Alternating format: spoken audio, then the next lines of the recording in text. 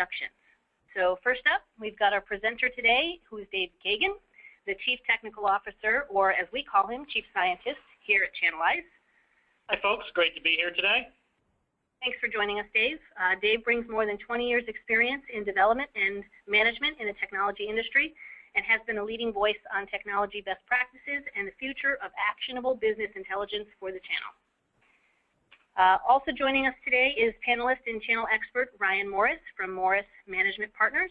Ryan, are you out there? Yes, I am. Good morning and good afternoon, everyone. Super. Thanks, Ryan. Ryan brings more than 17 years experience in marketing, sales, and management in the technology industry, and he's focused on building multi-tier channel programs and solutions. He's also been a leading voice on channel strategy and best practices, and we're very excited to have him join us today. With that, I'm going to go ahead and I'm going to turn it over to Dave to get us started. Dave?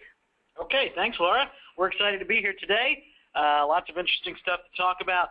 You know, I think one of the things that we have recognized in kind of working with the channel over these last few years is that there's a lot of data out there. There's a lot of change in the way that the channel has been managed, and I think we're very lucky to have Ryan Morris here with us today to kind of talk about some of this. And Ryan, I'd like to kind of set the stage with, you know, how has channel partner management evolved over, let's call it, the last 15 or 20 years? What are the things that you've seen change in the way people manage that indirect sales channel?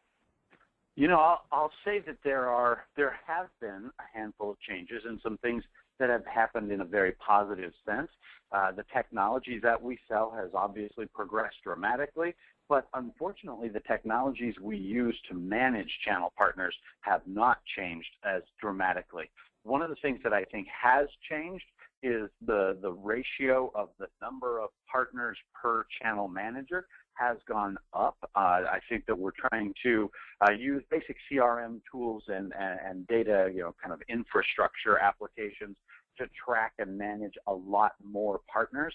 As vendors are investing more in their indirect channels, they've actually kind of had not any more headcount that are responsible for that partner administration, but a lot more partner throughput. And I think that that's led to a lot of noise and a lot of information overload that has to be dealt with.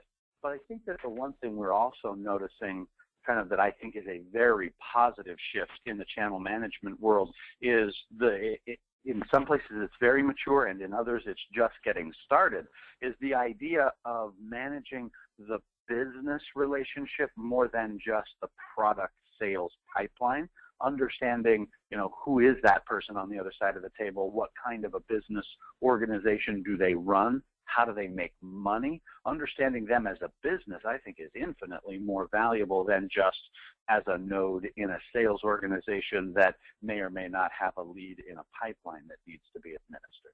Sure. So it sounds like we're asking the same kind of folks, CAMs, PAMs, whatever we call them, channel account managers. It sounds like we're asking them to manage more people in the same amount of time. And not only that, we're asking them to manage them in a more in-depth way than they have ever done in the past. Yeah, exactly. It is more businesses and more detailed information about each business that we're asking people to be responsible for. Anybody who lives in a channel management role, I think, can vouch for the fact that they are bombarded with information these days. There is just an ongoing wave of information, and that's good and it's bad. It's good if we know what we actually are getting in the information. If we don't understand it, we're not able to parse that information, it can just become a whole lot of noise. Sure. So we need really tools and ways to help these channel account managers do a better job, and I think that's really where we're all kind of focused at this time. So let's move on and talk a little bit about some of the other challenges that we might see.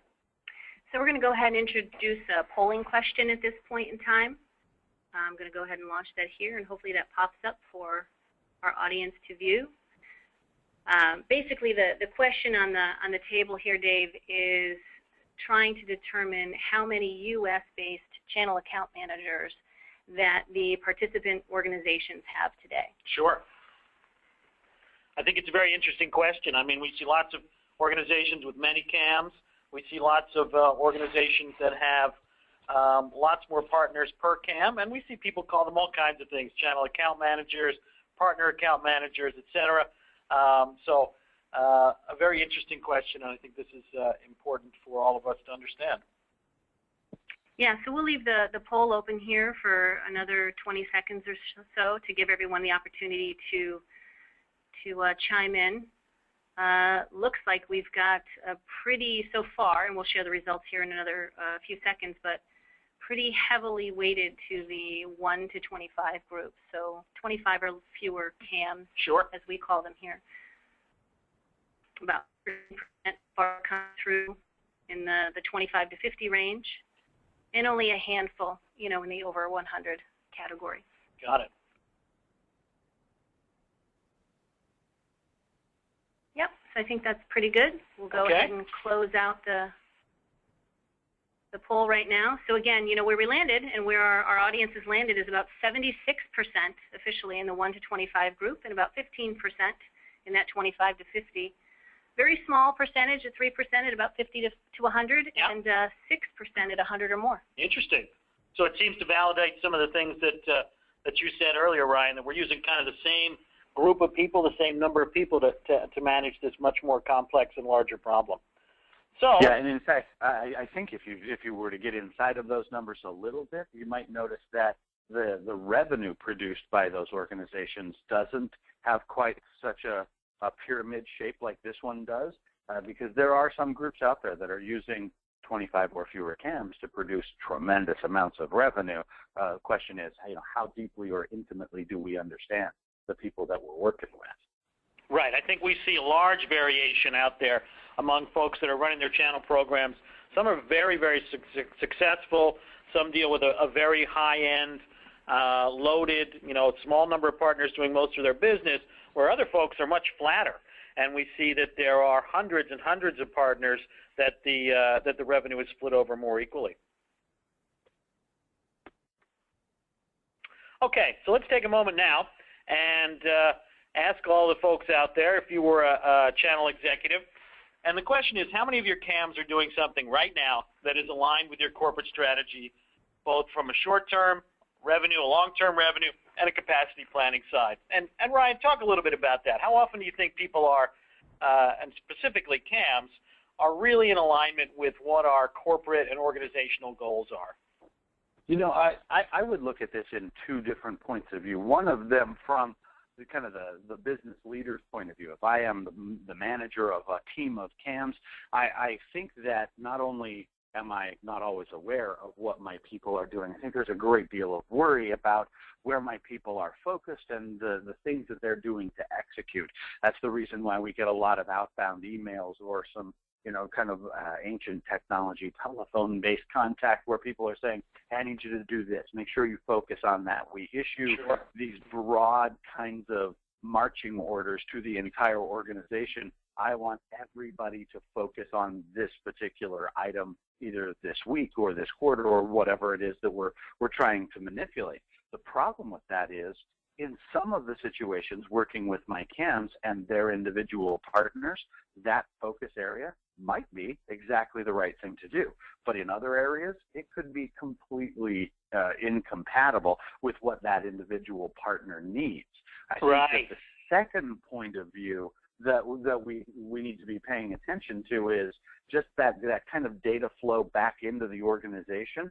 The question that you asked here, I think, is one that, if we were honest about it, people might get a little chill up their spine, because we probably just don't know what our CAMs are doing most of the time.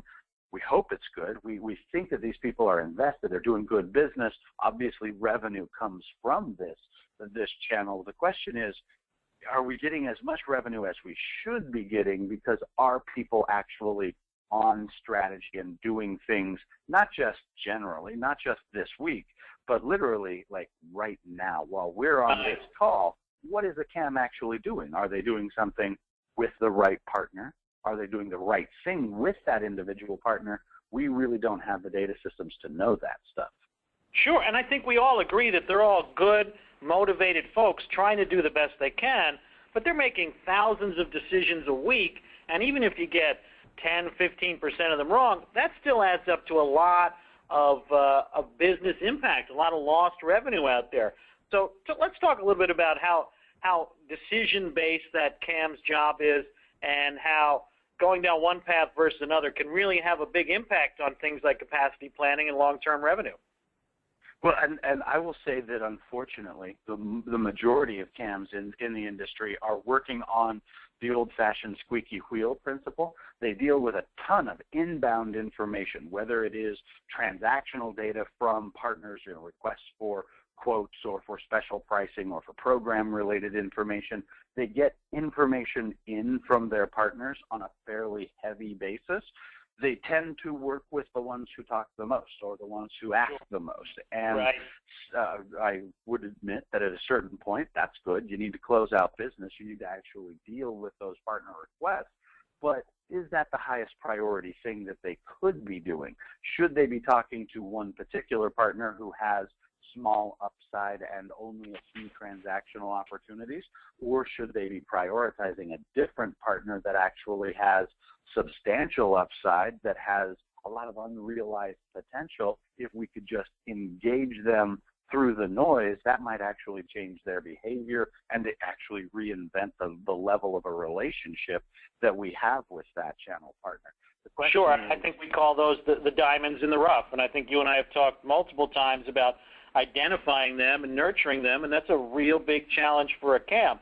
I want to move on to a couple other points, but I think just in summary here, I think we all are agreed that the CAM job is very difficult. Managing indirect sales channels, a notoriously difficult problem, and if we could support them better with decision-making tools and help them assess the value of the individual decisions and actions they're going to take, that's a win for everybody. Agreed? I would agree that it's a win for everybody, and again, to your point earlier, good people doing really good work probably have found a lot of really valuable information about a handful of their partners, right? And, if you think of it in terms of the unfortunate old-fashioned pyramid of the tiers of our partners, the people that are at the tip of the pyramid, we know a lot about them. We understand their business, we understand their operating model, their people in different staff positions, but unfortunately, we probably don't know very much about most of our partners. We understand what they entered into a form when they applied, and we entered them into the system. We might know a little bit about them in terms of data flow, but do we really know much about key contributors in the staff organization? Do we understand what is their kind of cash flow model and the way that they are managing sales cycles? Do we know how they want to make money? I think that for all of those conversations we have, the best of them happen with very, very few partners. So great information, just not nearly distributed enough. Right, and I think it talks to the credibility problem. I'm a channel account manager, and I'm talking to somebody who's been running a successful business for 20 or 30 years. Unless I can come to that table with some credible insight, some valuable behavior-changing information for that particular partner, I think I started a deficit. So, if I could know much about my CAMs, about my partners, both proactively and reactively, I think it really changes the game, and it really changes the way that I can interact with them. And another thing that it does is it really diminishes the impact of a change in CAM for a particular VAR. And I wonder if we could just talk a little bit about how somewhat terrifying an experience that can be for a successful partner. That's a great point of view. If you turn it around from our side of the table to the partner side, and you think about that person who comes to my office and what do they do when they get here, it takes time. It takes a lot of energy to get that person to know who I am, to value the contribution that I make, to really prioritize me, especially if I'm one of very many partners in your channel.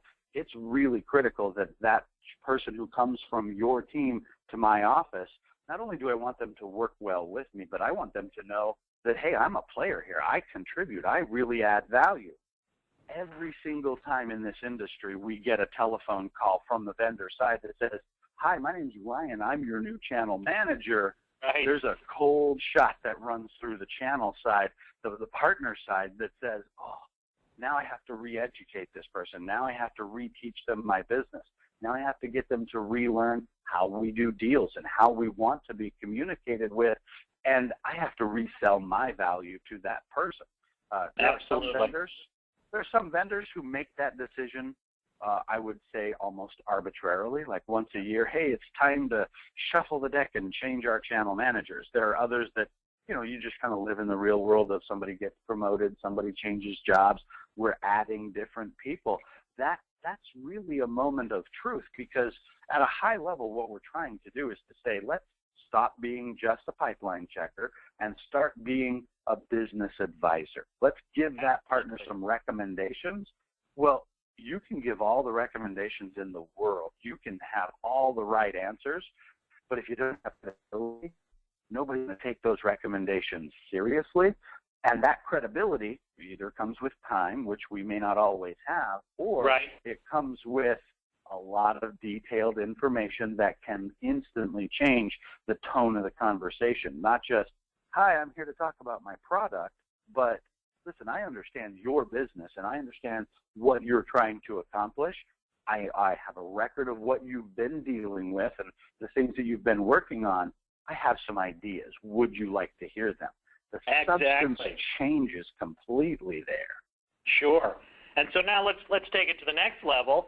What if I were able to, instead of reaching out reactively to my partners, what if I could manage my channel in a proactive fashion? What if I was alerted when, say, one of my great channel partners now added 10 new staff, and I knew this was a valuable data point for me, and I could reach out to them and do something proactively? I think that, again, changes the conversation and really diminishes that credibility gap. It really makes me look like a trusted advisor and a partner to that VAR on the other end, instead of just, as you call it, a pipeline checker. Well, and that, again, that adds value at two different levels of the vendor organization. The individual can, being more immediately aware of the changes that are happening or the things that are affecting the business of that partner, I can do something about it. I can take the right action right in the moment. That's a really powerful thing. But it also speaks to the ability to kind of aggregate and roll that information up and get it to an executive level in a vendor organization and say, really, what is actually happening in my channel organization? What's happening to capacity? What's happening to the level of engagement? And ideally, can we get that kind of information without requiring my CAMs to stop what they're doing and run yet another report, right? Is it possible to have visibility without a mountain of busy work for the people who ideally should be out advising business people and not just checking pipelines? Sure. So if I was to bring it back to an example from my life, I have a credit monitoring system set up. So whenever something happens to my credit, I'm proactively notified, and I'm able to take some action and solve that. So if we extended that to the indirect channel, now if I've got this monitoring solution out there that is telling me when key events happen with my partners, that's the same kind of thing, and I'm able to reach out to them, have some impact on this particular problem, or perhaps it's an opportunity, and really change the way that we interact with them. Yeah, it's a great example, and I think that what we've assumed is that there are digital systems in place that monitor other elements of our lives, but we just simply don't have access to that, A, that flow of data, or B, that kind of an organizing tool in a channel management environment, because historically we've just always been managing things with some pretty outdated and / unfortunately old-fashioned tools, right? Sometimes the best we've got is an Excel spreadsheet, and we're managing that thing like crazy, but that doesn't give us proactive notification. It's just hard to do that way. I mean, we did a survey, and there was almost no one who felt like they didn't have enough data around their channel management program. The problem was that data wasn't being made or converted into business intelligence to actually change the way that they do things on a day-to-day basis. Almost everybody thinks there's lots of stuff out there, and we've got transactional data, we've got big data, we've got all kinds of stuff. But the question is, what is it that it can be used for to affect my business? And I think some of the interesting challenges out there are things like recruiting. How do I know which partners are the right fit for me? And can I be a little smarter about that instead of, what we all know of as the shotgun approach, where you essentially load your shotgun with money, sign up 100 partners, and know that on average you're going to get 5 new ones. If I could know a little bit more about both the partners out there and a profile of the partners that were successful for me, how does that change the recruiting game? I think that a sophisticated and detailed partner profile might very well be the very most common request that I ever hear from the vendor community. I think channel executives recognize that, garbage in, garbage out. If I don't bring good partners into my population, then I shouldn't expect to get good performance out of them. But A, what does a good partner actually look like in my world? And B, is it possible to actually apply that kind of knowledge outbound into the recruiting process so that we only recruit in the ones who were most likely to succeed in the beginning anyway? That kind of application of data to the recruiting process, right now, like you said, I think there's an unfortunate amount of anybody who will say yes, and then let's figure out whether they can sell, when what we should be doing is in a little bit richer interview of what do you actually bring to the table in terms of business capabilities, operational style, your level of engagement and commitment. Those are all data points. We just, like you said, we're overwhelmed with data. We just don't have the ability to organize that into a practical application. Now, I'd bring that back to this thing that we've talked about a bunch of times here, which is diamonds in the rough. It is really hard to identify them, but if you can find them, they're very, very valuable. And, if we could identify those partners that with proper nurturing in 3 years will be real big revenue producers for us, that's a great opportunity for us, because we all know how difficult it is to move the big VARs. It's the little VARs that come from nothing. Oftentimes we're hearing now they're called born in the cloud, and really will accelerate and become some of our best partners in 2 or 3 years if we can identify them early and provide them the tools to be successful. Well, and that's an excellent exercise to do.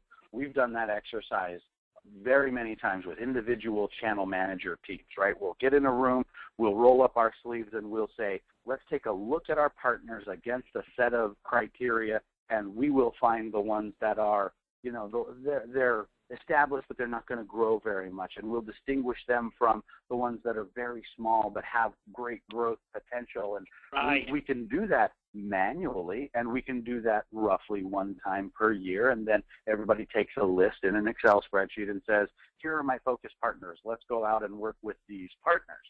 That's an incredibly noble exercise, and to the extent that we have access to something beyond gut feelings about who's got potential, that can be a very valuable thing to do.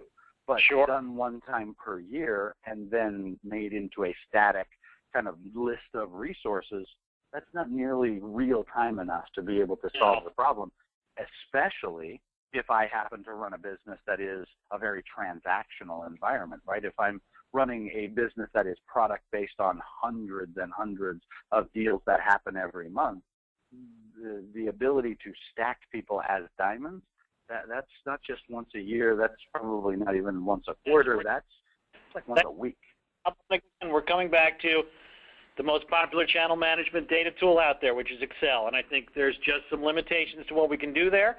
I think that we're going to talk a little bit later about folks that are having a lot of success coming from originally Excel and then moving to some more modern learning tools. I think we've also got applications here in benchmarking, in forecasting, notoriously difficult there, et cetera. But right now I'd like to move on to a little bit of a more modern topic, which is the social world. When you and I started doing this, there was no Facebook, there was no Twitter. Sorry if I'm dating you there, Ryan, but changed, and the conversation with my buyers has changed. It used to be I told them all about my product. Now they come to me and say, I've researched your product, and here are the questions I have, and I think this is a product I'm going to select. So how does that whole social world and what people are saying about you and what your partners are saying about you, how does that apply in this kind of new landscape of channel management? It is a fascinating topic. I will hear from a handful of channel managers every year about how they have leveraged and integrated a stream of social information to make much richer and much more real-time conversations with their partners. And every time I hear that, I'm fascinated because I don't understand how to leverage it that precisely or that rapidly myself. So I'm always learning great things. But on the other side, I always find that they are one-offs and that they are individual efforts where, like, a particularly intrepid channel manager working in a vendor environment has figured something out and they do it themselves. They use a certain set of tools and they can do some things. So that one channel manager has great information, but all of their teammates still have the attitude that the rest of us have, like, when I see it, it's fascinating. It's really cool information, but there's just so much unbelievable volume that comes from all of these social channels that A, I was overwhelmed with data before, B, you add in all of this social information, and the vast majority of people who I hear talk about it say, I really intentionally just don't pay attention to social channels because there's just too much to manage. Right. We actually call that the fire hose phenomenon. There's simply so much stuff coming out of it that it's very difficult to work with. And some of the forward-looking companies that we're working with are finding a way to tame that fire hose and get some high-level information about what the world is saying about me.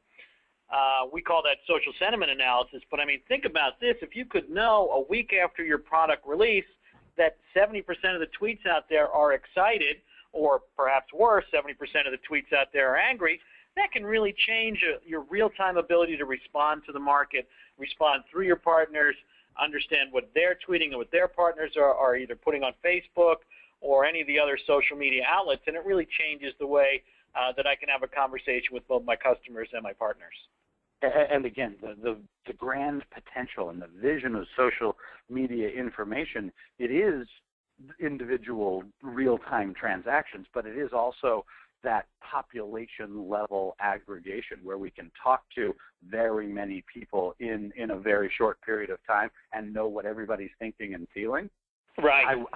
If there is somebody who's on the call today, or if there's somebody out there who has implemented something like that at a corporate-wide level, boy, I would be fascinated to hear what they've done, because it is not something that I have seen done system-wide yet, especially at large established vendor organizations.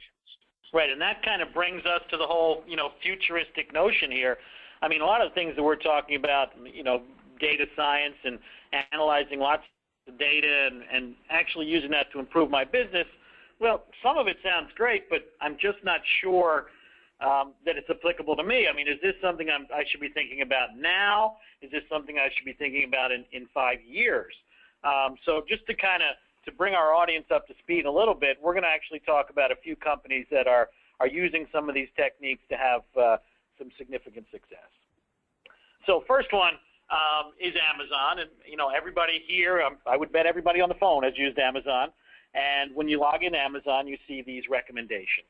And Amazon, long ago, was pretty forward-thinking and thought, you know what, if I could understand what you got, what's in your cart, and what other people that bought the same things that you did bought,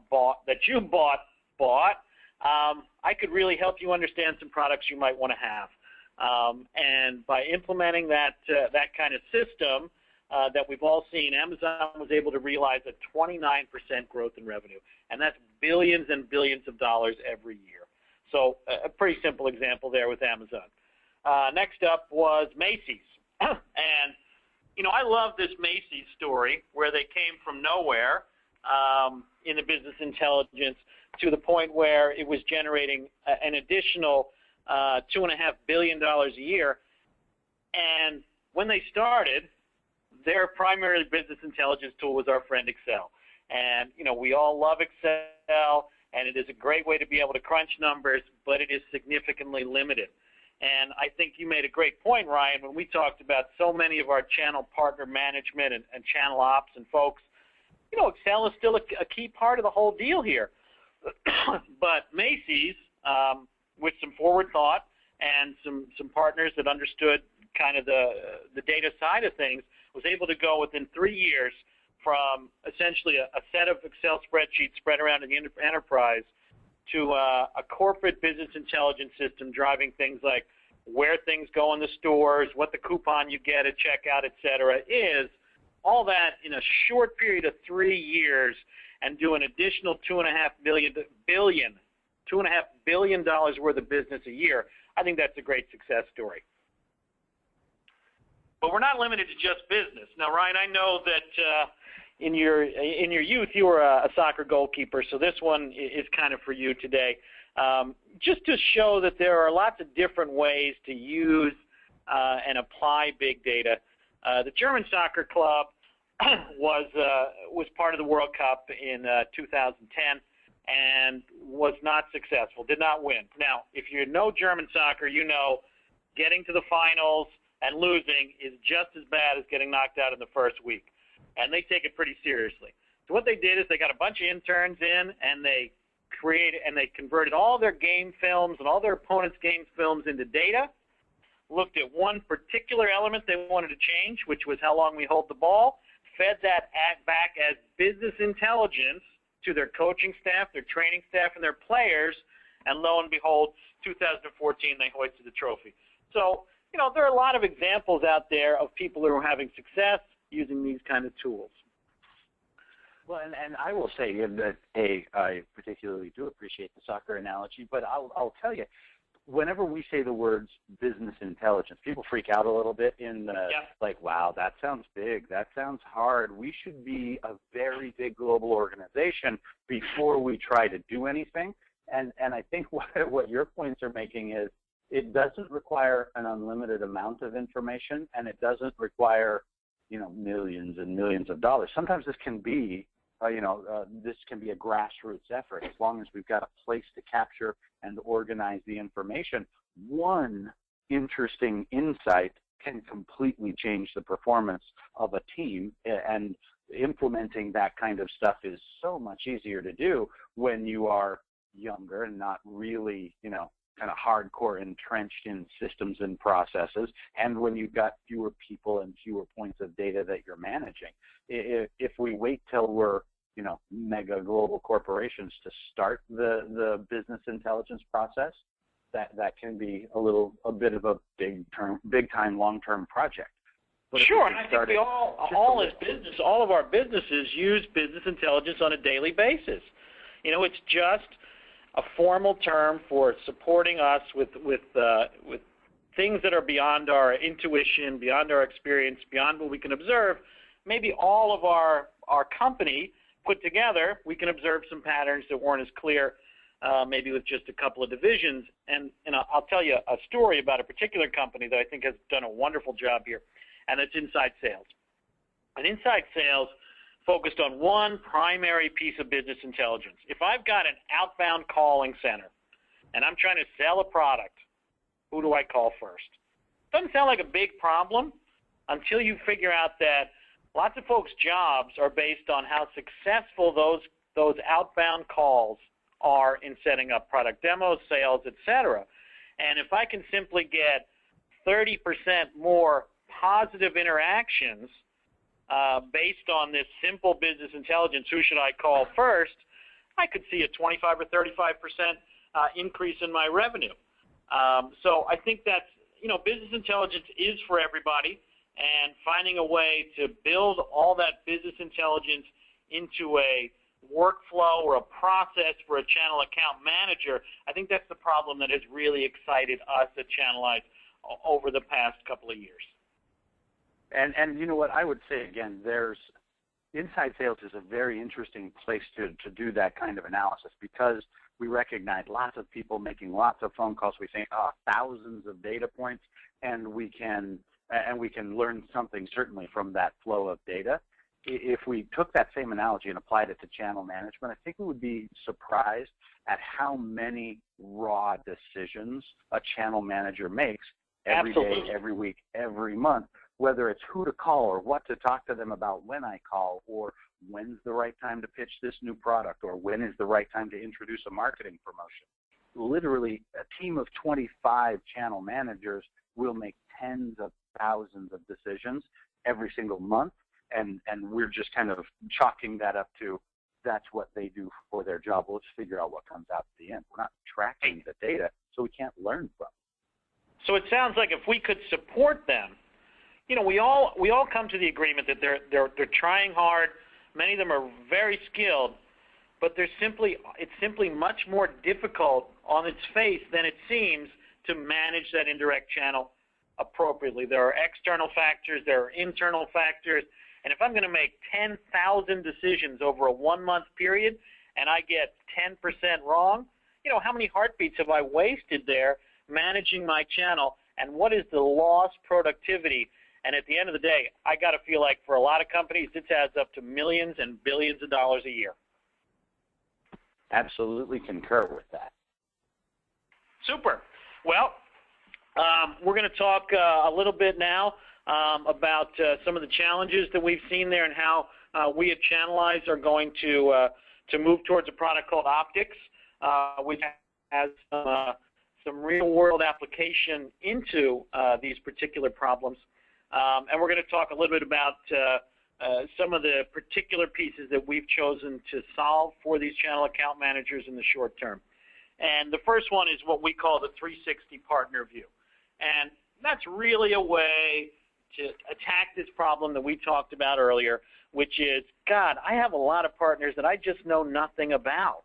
And if I could understand, how they're capitalized, how they like to make money, who their founders are, who their principals are, what's their Dun & Bradstreet credit rating, what's their mix of staffers versus technology versus sales folks.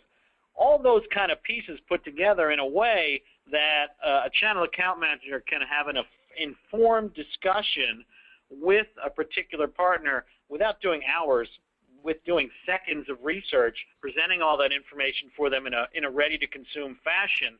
I think that really changes the way that the channel account manager works with their partners.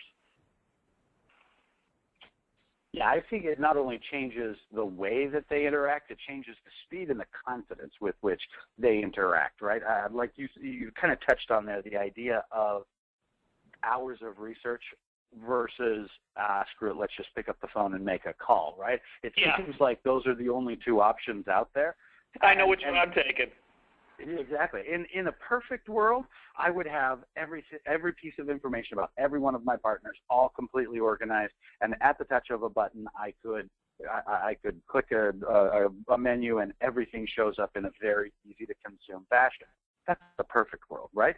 In between here in the perfect world, if I just knew one or two additional things about each partner and I could know them right away and eliminate that digging upon the paralysis of analysis that just prevents picking up the phone. If I could just do that, I make a phone call faster. I get more done in a day, but when I call that person, I do it with just that much more confidence that I know something about them, I could add value, and that makes the interaction much more productive. It sounds like, hey, this person called me for a reason, not just I'm the next guy on their list.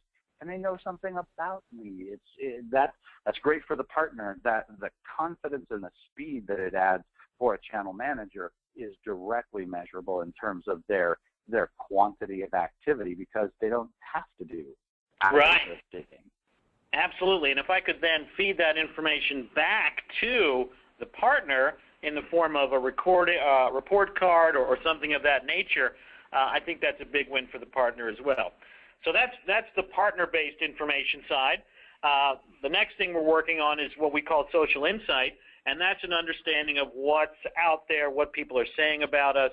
And again, I think we've talked about how we tame the fire hose there and kind of convert it into some actual actions that those CAMs can take, which leads me to the next piece of what we do, which is next best actions. And, it's hard to have 10,000 decisions a month and not understand you're gonna have some problem, make a few mistakes here and there. But again, the CAMs also spend a lot of their time trying to figure out what to do.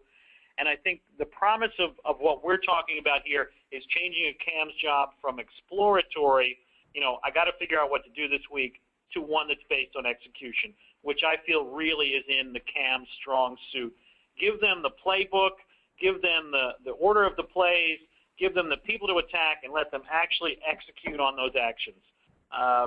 Any insight there, Ryan?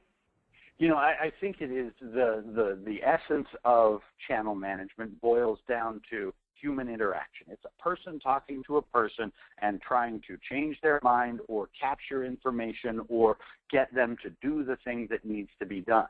There will never come a time where a system will eliminate the need for a human to talk to a human, but the question is, what is the first human actually talking about? What are they focused on? What are they trying to accomplish? If you could use machine learning, right, to borrow kind of a robotic type of sounding term, if you could use that to just inform the person about when you are talking to this person, talk about this instead of that. When you're on the phone, when you're sending an email, when you're looking at a list of 27 partners and you're like, who do I call first? Right. It doesn't change the human nature of the job. It doesn't eliminate the need for a person who has credibility and confidence and some charisma to interact with that person and get them to say yes. That part will always be there. It's just we're using that really rare, really expensive resource of human credibility in the right place at the right time. And I think that's what people can really start to embrace. This doesn't eliminate the need for a CAM. Business intelligence just allows us to say, CAMs are really expensive, and I can't really afford to hire 50 more of them right now. So let's take the ones we already have and use them well. Sure, and I think oftentimes we understand that CAMs are comped in a particular way that is based on short-term revenue. But when we talk to every channel chief, and we interviewed a ton of them, and we've talked to a lot of them, they often talk about how short-term revenue is one leg of the stool. I got this three-legged stool, and it's short-term revenue, it's long-term revenue, and it's capacity. And things like nurturing the diamonds in the rough, et cetera, they don't really fit into that short-term revenue piece that drives the CAMs today. So if I could have some way of driving these next best actions, as it were, to facilitate all three of those goals, I think that also changes what a CAM does in a big way. And I think that at an executive level and at a CAM level, everybody buys into that concept, right? Whenever you say you have to think about the revenue this quarter, but you also have to be making investments and developing skills so that we can produce revenue this quarter next year, that 2 time frames, everybody nods their head and goes, yep, totally understand, completely agree with that strategy. Okay, well, what are we doing to nurture revenue a year from now? Well, I don't really have time for that because I'm overwhelmed with the things that I'm doing to hit this quarter's number. It's inevitable that that's affected by compensation plans, but I think it's a very sincere reaction. It's not like people are looking at it and going, nah, I don't care about revenue next year. Everybody agrees revenue today, revenue a year from today, these are 2 different things, and I need to be doing activities that will cause them both to increase. But I just am overwhelmed. I just don't have time to do this stuff for a year from now, because if I don't hit this quarter's number, I won't be here a year from now. And we have to be able to kind of prioritize in tandem. Right, and I mean, we see that in such a reactionary model. I mean, you see a lot of times the channel chief will say, this week, I mean, literally this week, we're going to reach out to our partners that are doing, 5 or 8% wallet share with us and try and understand which ones of those can be nurtured. So again, I'm reacting to a particular problem that I perceive and trying to move everybody at the same time to do the same thing. Whereas if I could just make that a part of the job description, a part of your criteria for success, the decision support we give you, I think we're much more effective. And I think that talks to this whole next piece, which is alerts and notifications. And that's understanding, look, lots of things are happening out there in the world, both with my product, my competitors' products, my VARs, my partners, my CAMs. If I could pick out the things out there that were happening, whether I'm reading news alerts about bankrupt partners or merging partners or really key sales contacts leaving, and I'm examining the organization, my ability to then manage all these things proactively and more effectively and more efficiently simply skyrockets. And if I could just have that one tool that would tell me, you know what, these 3 guys need to be called this week because they had either big items that happened in their business, or we now see that they're selling one of our competitors' products where they used to sell 50% us, now they're selling 10% us, and we're no longer core to their business. Finding a way to identify those proactively and reach out to them, there's a lot of value there for a CAM. Well, and that's the thing. Everybody would agree that's great information, and it would. The partners are rarely going to volunteer that information to me. You know, they will make decisions about their own business in real time all the time, but they don't always notify the vendor. You know, if they pick up one vendor and de-emphasize somebody that they have been selling, that happens, but they don't call us up and go, hey, by the way, just wanted you to know I'm going to de-emphasize you in the future. We learned that, unfortunately, 60, 90, 120 days later, and we've missed out on 120 days of corrective opportunity where we could have not only rescued revenue, but we could have salvaged the relationship and shown them, hey, we're paying attention. We value your business. The opportunity is in real time. Again, I don't think anybody would disagree that getting that kind of information is a good idea. I think what we hear is, if you make me do another report, if this is another system, I got to do data entry, and I might pull out all of my hair because, remember, I said way back in the beginning, I'm already swamped. I don't need more tools. I need more actionable information. Right. If my job is to read the business section of the St. Louis Post-Dispatch every Wednesday and see if any of my partners in there, I'm going to think that's not going to rise very high on my list of priorities. Exactly. Okay. So just in summary, I think we've talked about the channel account management problem. I think this is a problem we're all very involved with. And I think we've seen some opportunities for improvement. I know here at Channel Lines we've been talking to a lot of chief executives. We've been talking to a lot of folks like Ryan who are very influential, big thinkers in the channel. And I think we've identified some really interesting places where we can help, some interesting applications of kind of newer technologies, things that you couldn't do 5 years ago to help CAMs and those folks with their channel account management, to help the C-level, the channel chiefs and the channel managers understand what's happening in my channel, being able to understand which of my CAMs are being successful, et cetera. So I think it's very exciting, and I know we've got some questions from the audience about some of the stuff that we've talked about so far today, so I'm going to hand the ball back to Laura, and let's hear what the audience thinks. Yeah, thanks, Dave. Thanks, Ryan. That was really awesome stuff, and in line with that, we've got some pretty cool questions from our audience members here. One in particular that I want to call out, I know we're up against maybe a time constraint here, but this one in particular says, do you think it makes sense for vendors, or don't you, to collect the data from the partner community and I think ask them or have it sent back to partners with enhanced analytics such as breadth, order frequency, etc.? Sure. So the question is, okay, I've got all this stuff that you're feeding me, and maybe I've got 12 reps, and the 12 reps are registering their own deals and pushing it back. Can you take some of this business intelligence that you're saying for the CAM is going to change their lives? Well, can I feed that back to the partner and change their lives with it as well? Absolutely, and that's that concept of this partner report card. And so, Ryan, talk to me a little bit about the difference in a CAM's relationship with me as a vendor when I can feed them back business intelligence instead of just pulling from them.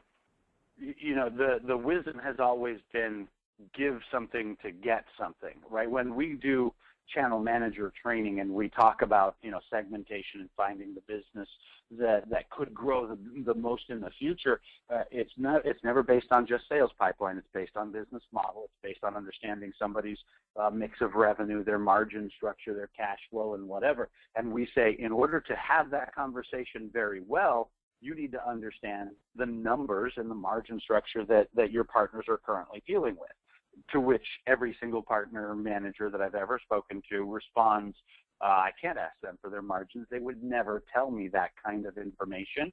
Right. Yes, they will share that information with you if they trust you, but the way that you gain that trust is you come to them with benchmarking information that says, based on what we know, not just about you, but about very many partners just like you, here's what we see in terms of productivity, in terms of success rates, in terms of the revenue per head count that you get out of your sales organization. If I can bring you valuable insights like that and then say, how does this compare to your experience? Are you above? Are you below? How do you compare to the benchmark? Now we start to get data back, and they will say, well, we're a little bit better, or this is exactly what we do. Eventually, benchmarking produces disclosure. It allows people to have the confidence like, oh, you're not just making this up. You actually do know my world, and you can add insights to it as well. Partners are starving for information about how they compare to the rest of the world, because while they might know their own numbers deep, they probably don't know how they compare to the people 6 inches to either side of them. Absolutely. You can actually bring knowledge to the table and not just ask for data, but provide data. Give something, get something in return. Completely changes the tone of the relationship. Well, I'll tell you, it sounds a lot more like a partnership than a transactional sales relationship. Yeah, that partnership, that's a funny word. They we call them partners. We treat them like sales nodes. In order to really treat them like a partner, we have to do something that helps them, in addition to them doing something that helps us. Kind of a novel concept. Yep, absolutely. Okay, super. Next. So we've got kind of just a general, and maybe this is, I know we've done our own surveys, Dave, but maybe Ryan can chime in on this too. We talked about how many CAMs are across an organization, but how many partners do we think these CAMs are responsible for managing? Ryan, I'll pass that one over to you. You know, I would say we've been tracking that for a long time, and the number keeps going up, as I indicated before. But the biggest single factor in determining the right number is the price and complexity of the sales process that you're dealing with. If I sell enterprise software applications in the 50 to 250K transaction range, then I can probably have one CAM responsible for managing 5 or 7 partners. But if I do transactional products where I do thousands of deals that are in the hundreds to the few $1,000s, then it's probably more like one CAM per 50 partners. The key is, in both of those cases, having better data to manage more partners per head count would be a good thing.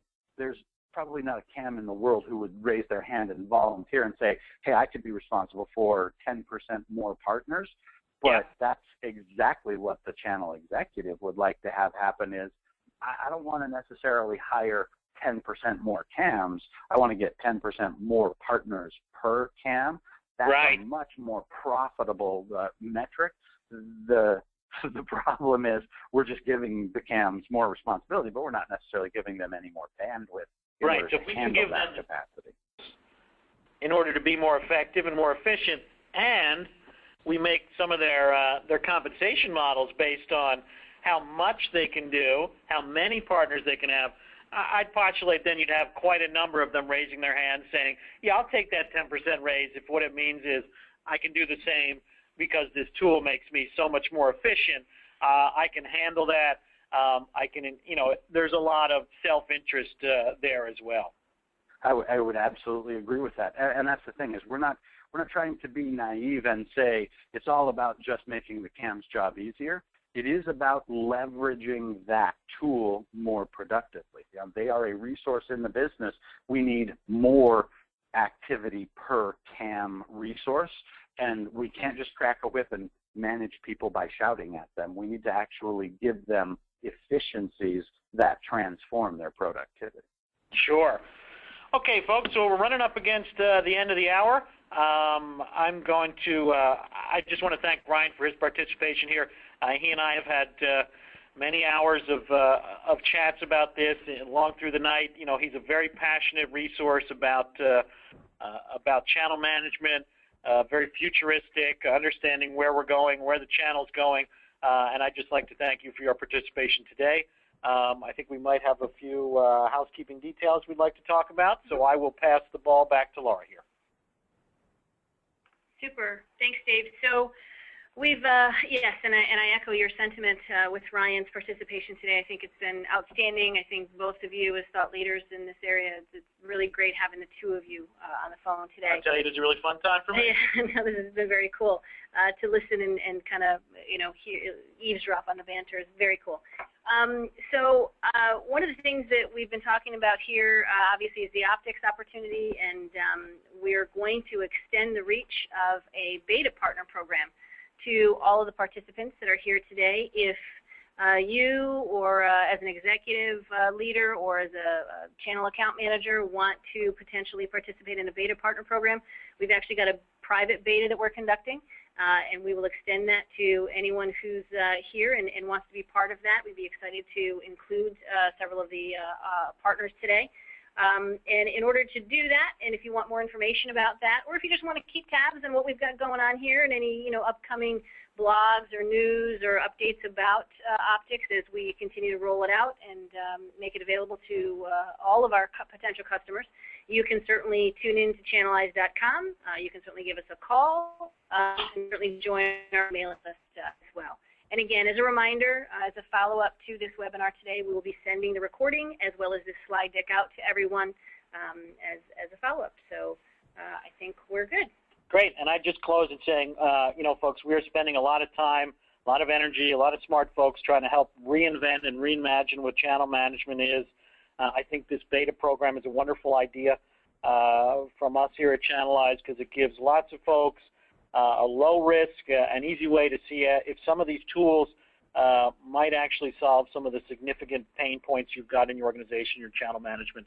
I think it's an exciting time to be here. The tools that have become available to us in the last couple of years, the vision that we've seen from Channelize and from Ryan and lots of other companies out there, I think they're all kind of coming together in a confluence, and I think now's a very exciting time to be involved in channel management, and I would encourage those who could to participate in our beta or stay tuned and see how this evolves as we move forward. So thanks again, folks.